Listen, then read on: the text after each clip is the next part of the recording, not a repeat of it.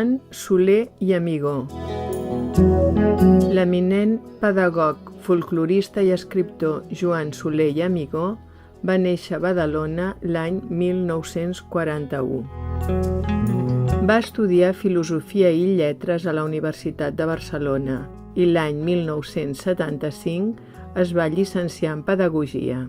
Juntament amb Joan Triadú va ser director de l'Escola Tau. Durant molts anys ha treballat en l'àmbit de l'educació als ajuntaments de Badalona i de l'Hospitalet de Llobregat.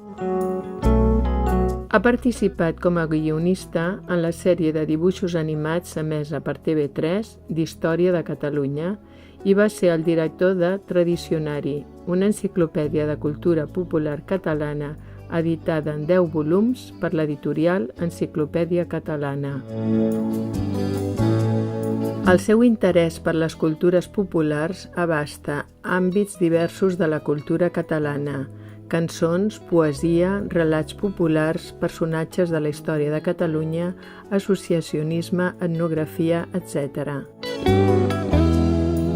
Ha realitzat nombrosos estudis d'història local i de folklore i ha publicat diversos treballs que li han valgut alguns premis, entre els quals cal destacar el Premi Crítica Serra d'Or l'any 1979, el Premi Baldiri Reixac el 1984, el Premi Joan Amades el 2003, el Premi Nacional de Cultura Popular el 2006 i la Creu de Sant Jordi, atorgada aquest any 2018.